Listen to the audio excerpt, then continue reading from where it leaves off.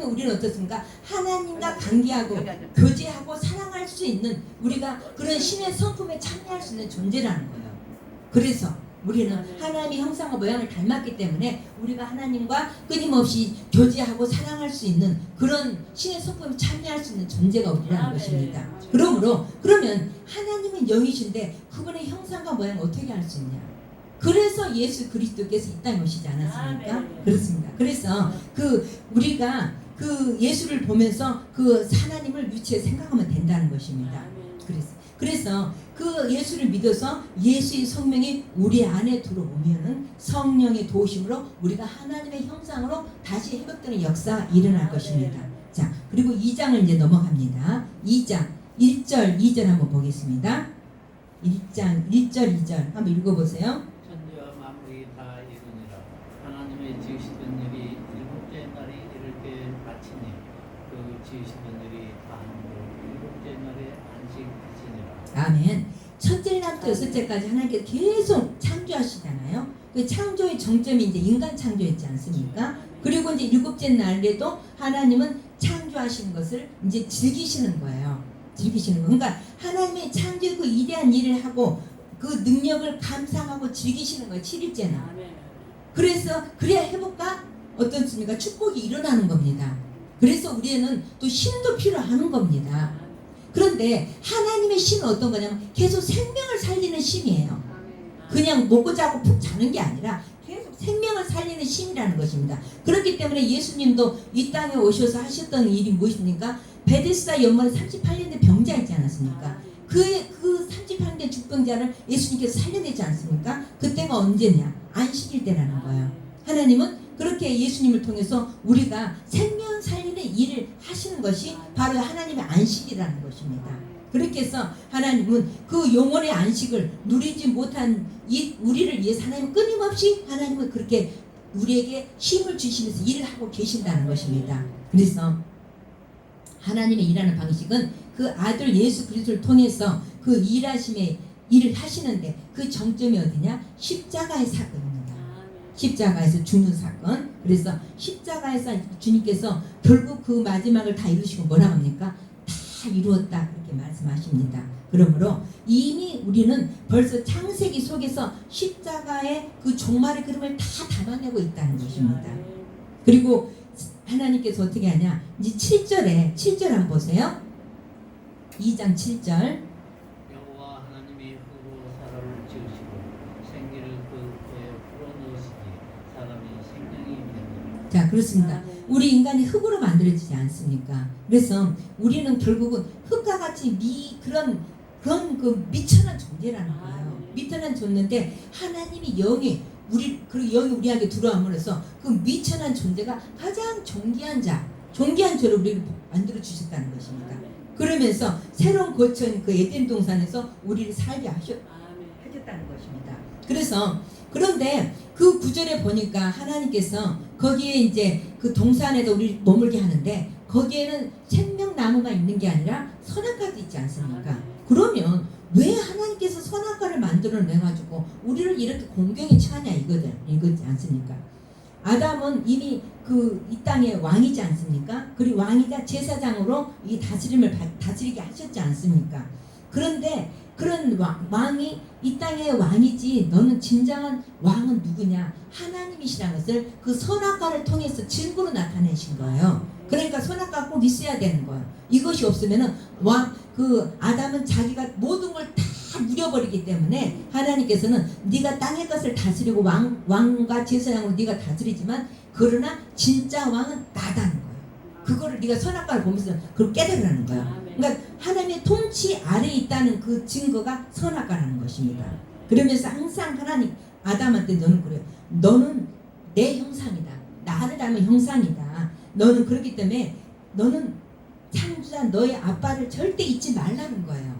그렇게 말씀하시며 네 생명을 나한테 붙어 있어서 나에게 떨어지지 않아야 된다. 그러면 넌 죽는다는 거예요. 그거를 증가하기 위해서 이렇게 하나님께서는 그 선악과를 만들으셨다는 것입니다. 그러면서 이제 10절에 보니까 강들이 있지 않습니까? 강은 뭡니까? 강은 그 모든 시작의 근원이 돼요. 물이 있어야 살아가지 않습니까? 그러니까 인류의 역사의 시작이 어디서 시냐면 이 강에서부터 시작이 돼요. 우리가 초등학교 말씀 보더라도 유프라데스, 뭐 티브리스 강 막 이러지 않습니까? 그런 강에서 이루어지는데 이 강이 어떤 강이냐? 치유의 강이고 풍요의 강이고 은혜의 강물이라는 거예요. 이게 어디서 이루어집니까? 에스겔서 47장에서 나오지 않습니까?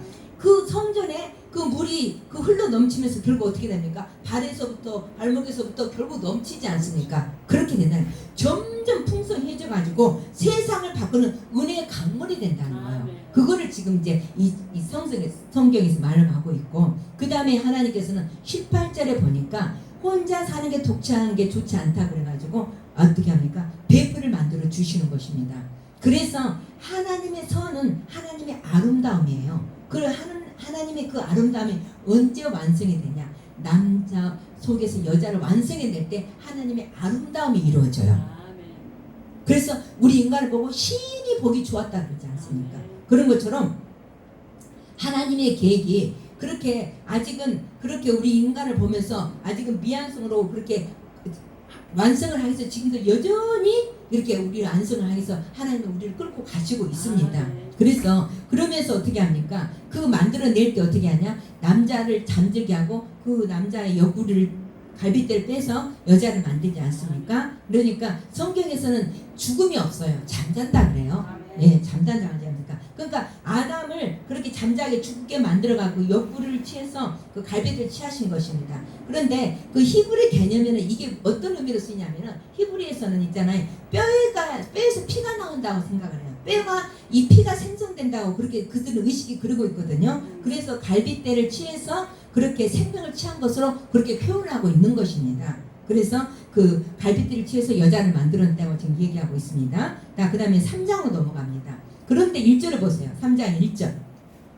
여호와 하나님을 지으신 들짐승 중에 뱀이 가장 강경하더라. 뱀이 여자에게 물어 가로되 하나님이 참으로 너희들로 동산 모든 나무 실과를 먹지 말라 하시더니. 그렇게 지금 이제 뱀이 나타나지 않습니까? 자, 선하게 알게 하는 나무는 선과 악을 그렇게 알게 된다는 판단과 그런 기능이 아니고 하나님의 왕권의 문제예요. 그 질서와 통치의 문제입니다. 그 선악과라는 것은. 그렇기 때문에 그래서 마귀가 인간한테 접근한 것은 뭐냐? 하나님께 대항하고 싶어서 인간을 이용하는 거예요.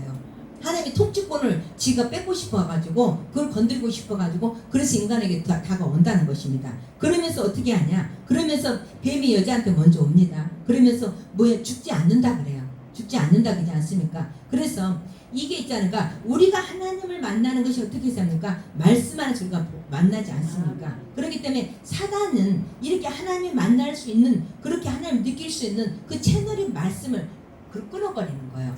거기서 변질시킨다는 거예요. 그걸 공격하는 것입니다. 이 사단이. 그래서 우리는 겉으로는 우리가 막 어떤 명예와 물질과 이렇게 건강으로 우리가 그 마귀가 공격하고 있는 것 같지만 그 근본을 내려가면 결국은 그 말씀을 붙들지 못하게 하고 설교 말씀 못 듣게 하고 이런 그런 시험에 들게 만드는 것이 전부 다 하나님의 말씀 속에서 그런 것들이 이루어지는 것을 못 느끼게 한다는 것입니다. 사단이 그렇게 공격하고 있습니다.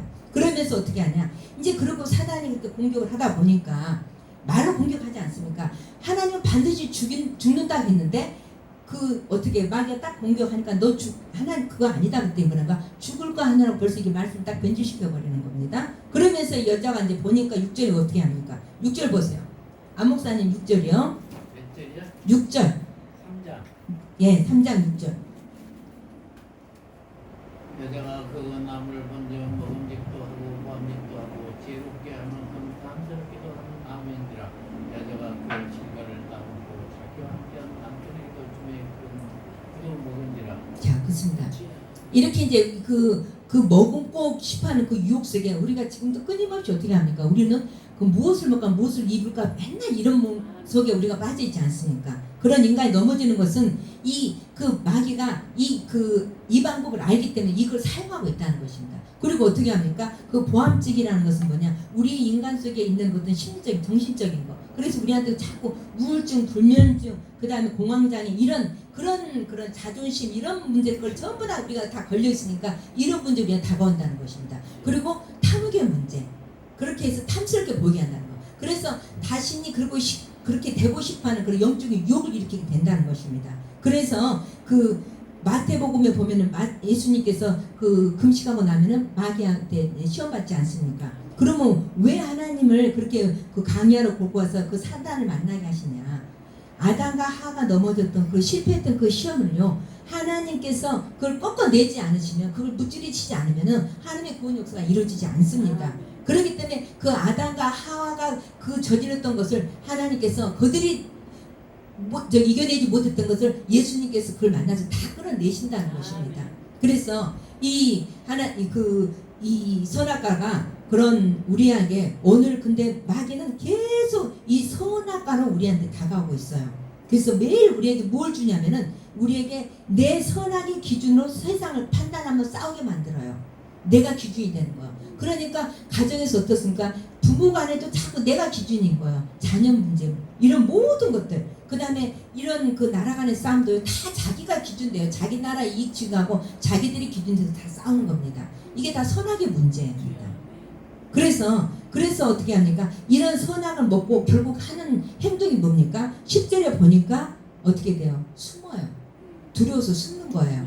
결국 그러니까 영적인 파탄의 길은 어디냐? 두려워서 숨는 것입니다. 영적인 어둠이 오면요, 우리는 두려워서 숨게 돼요. 그러니까 인간은 끝도 없는 두려움이 그 사단의 무기가 된다는 것입니다. 그래서 이걸 알기 때문에 사단이 우리 가지고 우리에게 끊임없이 두려움과 불안과 이런 모든 걸 갖다 준다는 겁니다.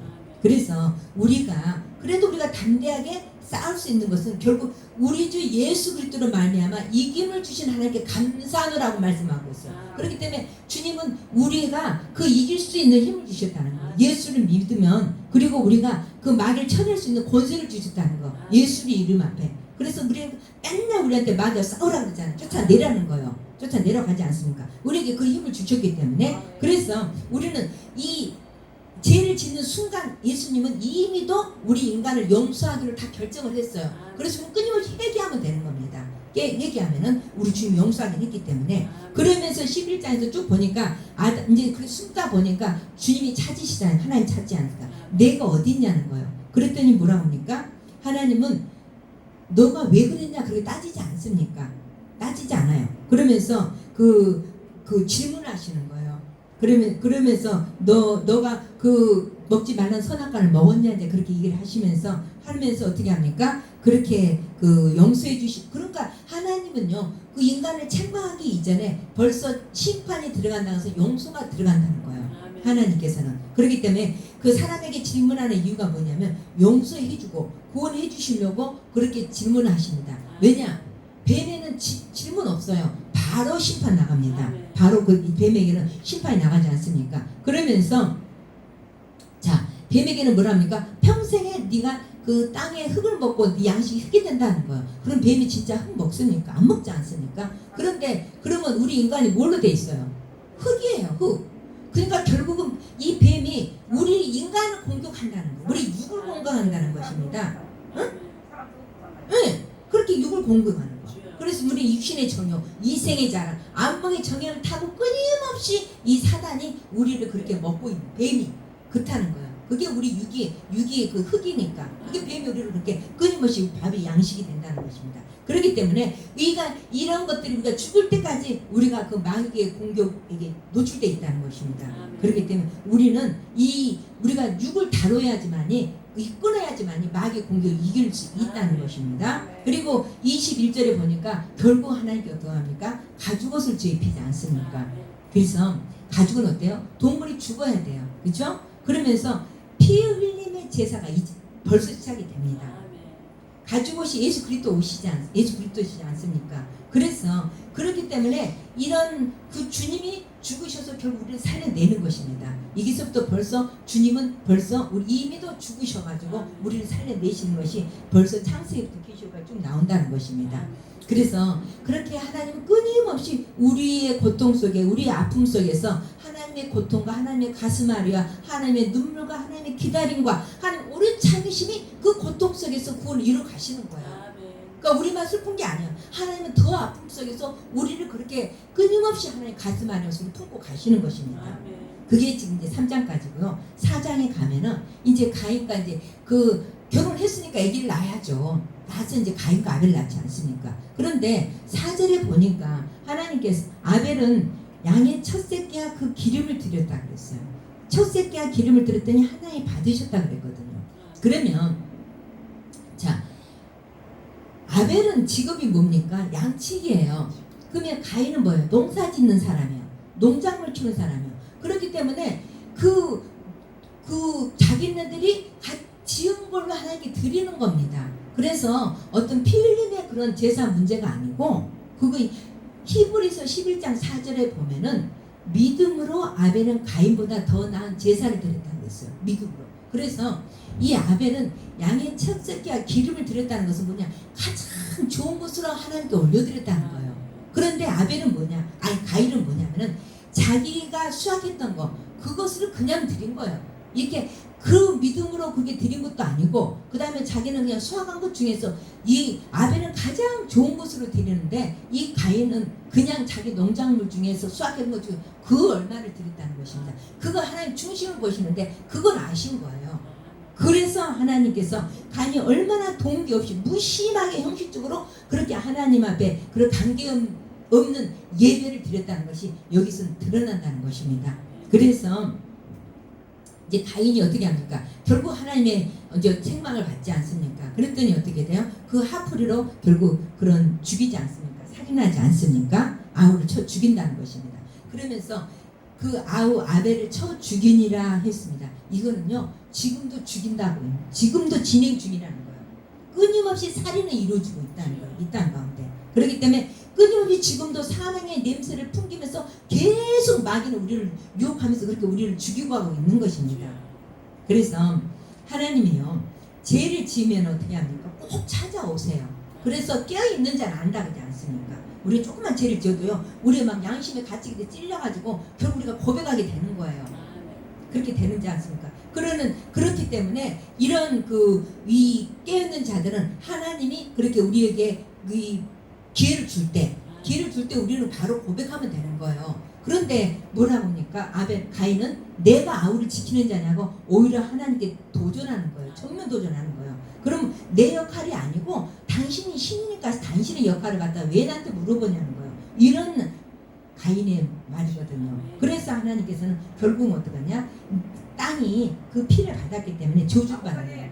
저주를 받는다는 거예요. 그래서 이렇게 해서 이제 어때요? 가인은 농사꾼이지 않습니까? 땅이 저주를 받으면 농장하는 때 얼마나 힘들겠습니까? 그래서 우리가 이제는 그 농장에 그런 그 곡물을 지어도 힘들게 농사를 땀을 흘려야 수고로움이 있어야지만이 우리가 농사를 지으면서 먹을 수 있다는 것입니다. 자, 그런 그 죄가 어디까지 가냐면 이제 그 자손이 가인이 계속 자손을 낳지 않습니까? 라멕이라는 자가 있어요. 가인이 낳은 자손 중에서 라멕이라는 자가 있는데 벌써 이제 이때부터는 일부 일처제이지 않습니까? 라멕은 어떠냐면 벌써 2명의 여자를 거느려요. 이 라멕 때부터 2명의 여자를 거느리면서 자기가 그 가인이 자기가 이제 사람들이 만나면 자기를 죽일 것 같다니까 표를 주지 않습니까? 그런데 7배나 벌을 받으라면 자기는 뭐냐? 이 라멕은 77배의 벌을 자기를 건드리면 77배의 벌을 받을 거라고 스스로 그렇게 높이는 것입니다.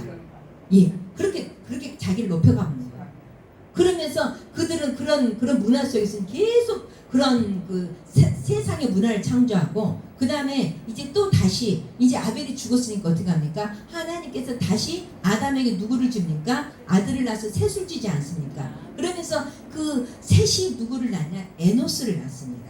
셋의 아들 에노스를 낳아요. 그래서 자 26절 우리 안 목사님 4장 26절 한번 읽어보세요. 4장 26절.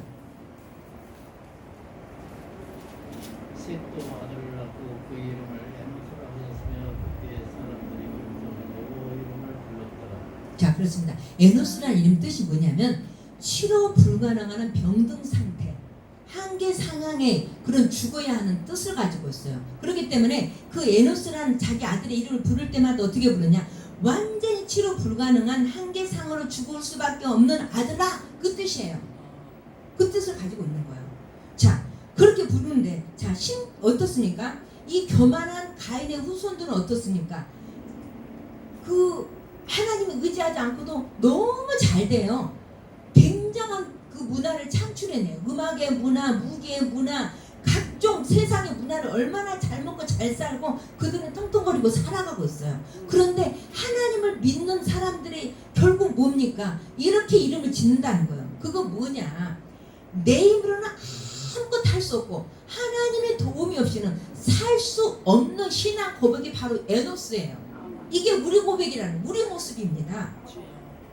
그래서 그런 모습을 주면서 하나님이 어떻게 해요? 그러니까 우리는 그래요. 어떻게 예수 믿는 가정에 예수 믿는 사람한테 이러한 일이 일어났는가? 우리는 하나님께 항의하다 하고 이해가 안 되니까 자꾸 물어보도 하지 않습니까?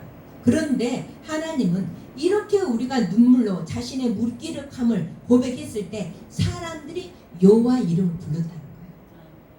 그렇게 그러니까 하나님의 택하신 사람은 어떻습니까? 그 환경 속에서 늘 내가 그 연약함을 부르짖고 내 안에 조그만 죄가 발견되면 철저하게 회개하는 그 에노스, 그게 바로 우리라는 것입니다. 그래서 셋의 후손들은요, 그 무너졌던 그 예배와 하나님을 향한 영적인 부흥을 그런 연약함 속에서 이뤄내는 것입니다. 그러는 우리 약한 자 같으나 강한 자라는 것입니다. 자, 그래서 고린도후서 4장, 우리 안 목사님 고린도후서 4장 7절 한번 찾아보세요. 고린도후서 저 신약에 고린도후서 4장 7절.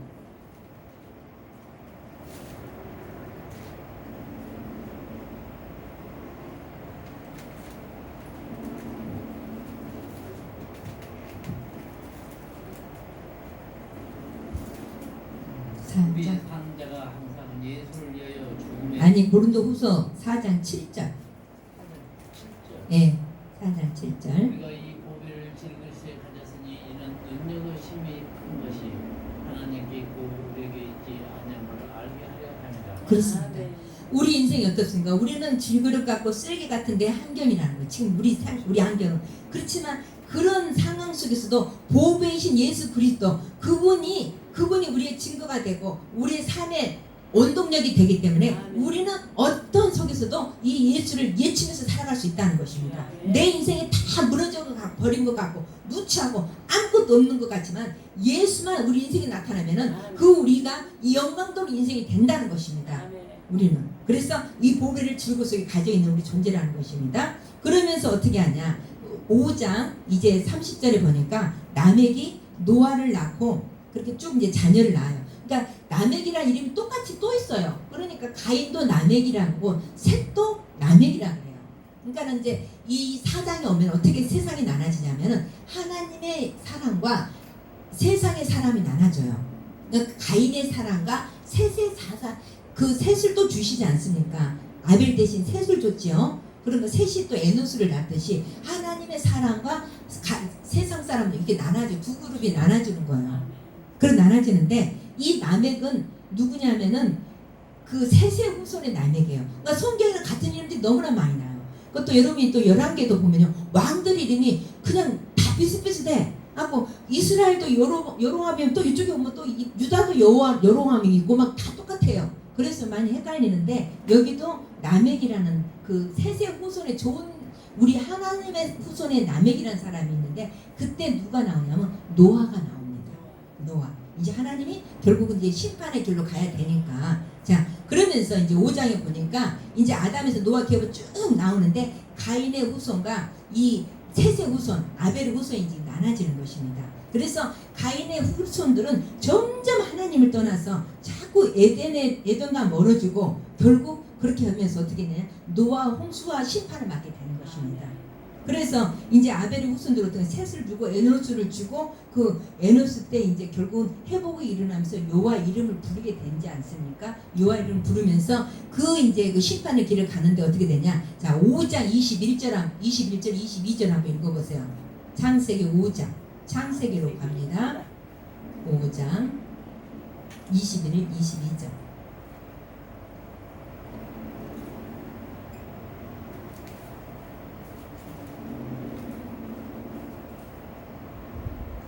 에녹은 65세에 무드셀라를 낳았고 무드셀라를 낳은 후 300년을 지나니까 동산방 자녀를 낳았으며 그가 365세를 그렇죠. 예, 무드셀라를 낳고, 예, 맞습니다. 자, 그러니까 지금 에녹이라 이름은 어떤 뜻이냐면 가르치다 뜻이거든요. 전파하다 뜻이거든요. 그런데 그런 이름을 가진 에녹도요, 65세까지는요, 세상은 똑같이 살았어요. 그런데 어느 날 아들을 주셨는데 무드셀라라는 이름이 나오는 거예요. 그 무드셀라는 뭐냐면은 이 사람이 죽으면 곧 심판이 임할 것이라는 그 뜻이에요. 그러니까 에녹이 정신이 바짝 드는 거예요. 그렇게 바짝, 그러니까 이 평범한 인생에서 이 이름으로 인해 가지고 청천벽력 같은 인생의 전환점을 맞는 겁니다. 그래서 그 후로 어떻게 합니까? 에녹은 삶이 완전히 바뀌어요. 300년을 세상에 살아가는데 하나님과 그때부터 동행하는 거예요. 동행을 하면서 하나님 결국은 하나님께 부들을 벌고 가지 않습니까? 그럼 과연 무드셀라 때 심판이 이루어지냐는 거예요. 그것을 보면은요, 25절에 가면, 창세기 5장 25절에 가면요, 무드셀라가 187세 때 라멕을 낳았죠. 그죠? 그거 나오죠? 안목사님 한번 읽어보세요. 무드셀라는 287세에 라멕을 낳고 782년을 지내며 자녀를 낳고 그는 969세를 타고 죽었더라. 예. 그러니까는 그 무드셀라가 187세에 라멕을 낳았다 그랬거든요. 라멕을 낳고 그는 969세를 살아. 그러니까 성경에서 가장 오래 산 장수한 인물이 무드셀라예요. 근데 969세를 살거든요. 969세를 살고 그 다음에 그 라멕은 이제 노아를 낳았다는 거거든요. 그러면 무드셀라가 187세에 그 라멕을 낳았거든요. 그리고 182세 때 그 라멕은 노아를 낳았어요. 그러면 두 개를 합치면은 369가 돼요. 그러면 심판은 언제 오냐? 노아가 600세 되는데 와요. 노아 홍수가. 그럼 딱 어땠습니까? 369에다가 600을 더하니까 969세. 그러니까 무드셀라 때 세상이 정말 와요. 그때 심판 노아 홍수가 오지 않습니까? 세상이 정말 한번 갔었어요. 그때가. 그렇게 정확하게 하나님은 심판하십니다. 무드셀라. 그때 그런 것처럼 그렇게 하나님 말씀대로 이루어지는 것입니다. 그래서 하나님은 왜 무드셀라를 960세까지 가장 오래 살게 만들었을까? 그럴 때. 왜냐하면 다음에 심판이 오지 않습니까? 거기서 하나님의 감춰진 마음이 있다는 거예요. 하나님은요, 한 영혼이라도 돌아오기를 기다리기 위해서 이 폐역한 세상을 향한 하나님의 자비가 거기 감춰져 있는 거예요. 그래서 하나님은 끊임없이 기다렸던 것이 969세까지 기다렸던 것입니다. 그래서 우리는 어떻습니까? 우리는 내가 서 있는 그 자리가 하나님이 맡겨진 소명의 자리라는 것입니다. 그래서 오늘도 우리는 그렇게 에녹이 하나님의 근데 남은 생애는 이제 완전 전함이 이루던 것처럼 세상을 깨우치는 우리 자리에서 그렇게 우리가 나팔수가 돼야 된다는 것. 경고의 나팔을 우리는 불어대야 된다는 것입니다. 때도 얼마 가까웠기 때문에. 그래서 결국 마지막 시대는 어떻습니까? 진정한 싸움의 끝은요, 말씀이 어떻게 분별돼서 이 말씀 그대로 이루어지는 거, 이것을 우리가 이제 보고 있다는 것입니다. 자, 그 다음 6장을 갑니다. 6장까지 하고 마치겠습니다. 자, 결국 어떻습니까? 이제 타락과 부패를 어떻습니까? 저주의 심판이 오는데 인간의 모습을 보겠습니다. 자, 1, 2절 한번 읽어보세요. 6장 1, 2절. 사람이 땅에 번성하기 시작할 때 그들에게서 딸들이 나니 하나님의 아들들이 사람의 딸들을 아름다움을 보고 자기들을 좋아하는 모든 자로 아내를 삼는지라. 그렇습니다. 사람의 딸이란 뭐냐면 가인의 자손들이에요. 가인의 자손들. 그렇게 해서 이제는 하나님께서 우리를 처음에 만들 때 우리 어떻게 하나님의 형상과 모양으로 우리를 만들으셨어요. 근데 지금 어떻습니까? 이제 가인 이후부터는 어떻게 되냐? 사람의 형상대로 사람이 태어납니다. 사람의 형상대로 사람이 태어납니다. 그래서 여기서 특별히 그 사람의 딸들이 아름답다고 하지 않습니까? 사람이 아름답다는 거지. 그러니까 아담과 하하가 뱀의 유혹에 넘어갈 때도 먹음직, 보암직, 탐스럽게 그렇게 아름답게 그렇게 보여지게 많은 것처럼 이 사단의 육도 언제나 그 아름다움 속에 많이 있어요. 그래서 목회자들도 많이 넘어지는 게 여자의 넘어지는 게 이런 아름다움에 넘어지지 않습니까? 그런 것처럼 이 사람의 하나님의 아들들이 이런 세상의 가치관을 따라서 세상 여자의 아름다움을 보고 지금 다 각자 자기 눈에 좋은 대로 아내를 취하고 있는 것입니다. 그래서 성경에서는 그 육신을 얘기할 때는요, 그 몸을 말하는 것보다도 어떤 부패한 죄성을 얘기하고 있습니다. 그렇게 해서 우리 인간들이 그렇게 부패한 죄성으로 다 이제는 그렇게 물들어 버리는 것을 얘기하고 있는 것입니다. 그래서 하나님께서는 이 창세기 때부터 계속 우리를 그렇게 우리를 그 보시면서 보시기에 좋았더라 하고 이끌어 가셨지만은 우리는 계속 하나님을 떠나서 우리 마음대로 해서 결국은 우리 눈에 좋은 대로 지금 이렇게 형하고 있는 모습을 보게 된다는 것입니다. 그런데도 하나님은 결국 우리를 떠나신 분이 아니시라는 거예요. 그 말씀은 뭐라고 하고 있냐? 요엘서라고 보세요. 요엘서 1273페이지 1279약이잖아요. 1273페이지 보면 요엘서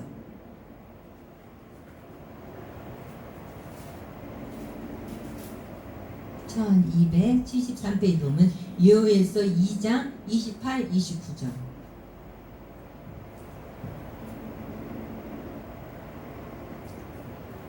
2장 28, 29 요엘서 1273 2장 몇 절? 28, 29 아담에는 일이 그 후에 2장 예, 2장 28 요엘서 28절. 예, 28, 그 29 후에 내가 내 신을 만민에게 보여주리니 너희 자녀들이 장래를 말할 것이며 너희 늙은이는 꿈을 꾸며 너희 젊은이는 이상을 볼 것이며 그때 내가 또 내 신으로 만민과 여러분에게 보여줄 것이며 결국 어떻습니까? 하나님 우리를 마음에 안 든다고 떠나신 분이 아니시라는 거예요. 결국 어떤 성령 하나님께서는 지금 요엘 선지자를 통해서 영원히 거하지 않으시겠다는 그런 마음을 돌이켜가지고 결국 내 영을 자녀에게 부어주고 늙은이 젊은이 다 부어주고 계시는 것입니다. 남녀 종들까지 다 부어주신다고 말씀하고 있어요. 그러니까 그 성령이 결국 어떻습니까?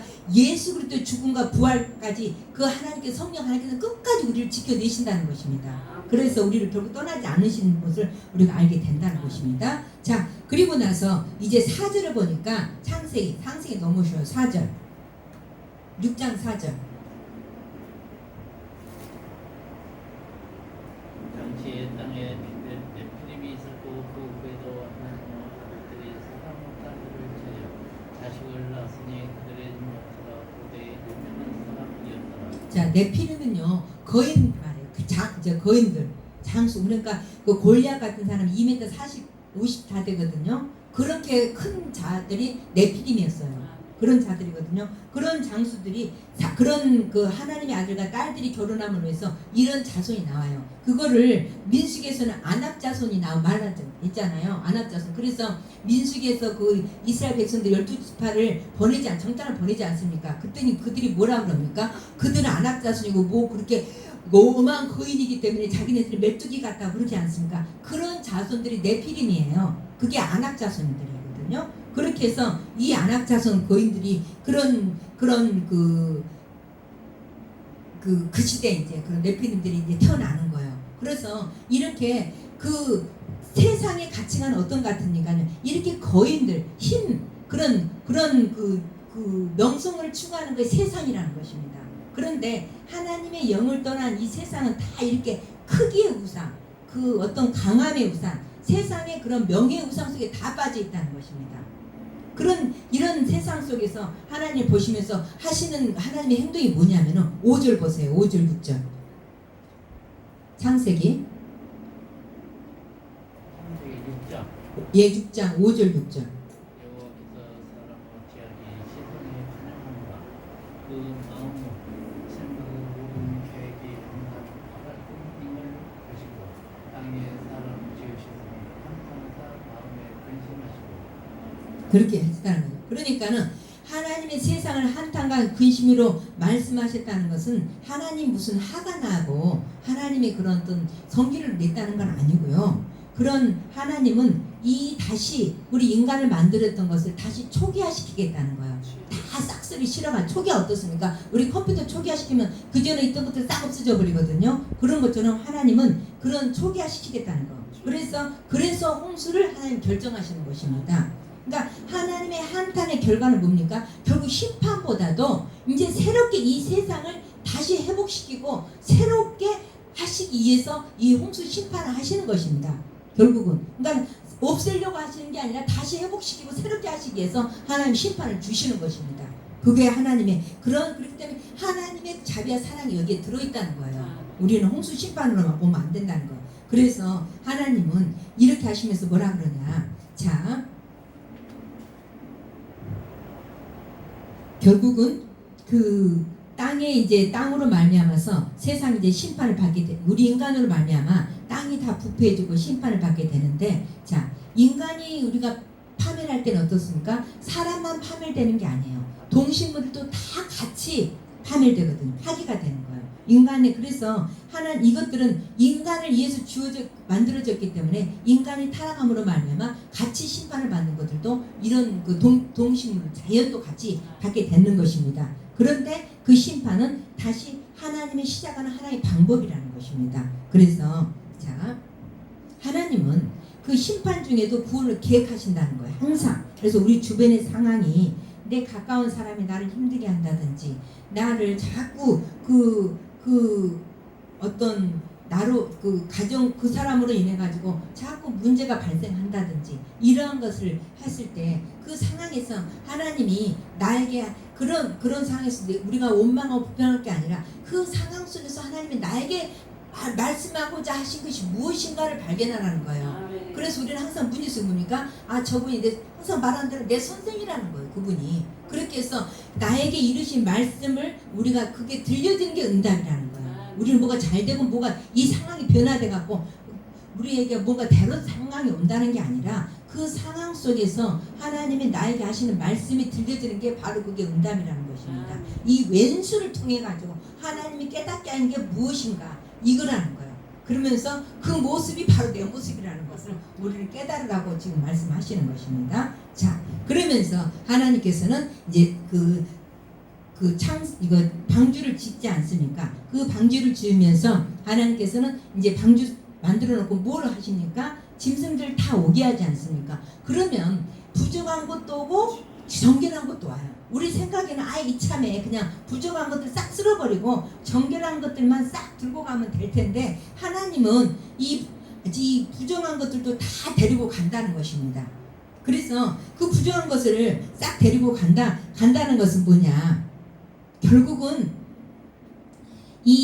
우리가 그 부정한 것이 바로 우리의 모습입니다. 이 부정한 것들, 노아의 죄인이지 않습니까? 이 노아랑 그 가족들과 이 부정한 것들 위해서 나중에 어떤 거 합니까? 정결한 것 죽어야 돼.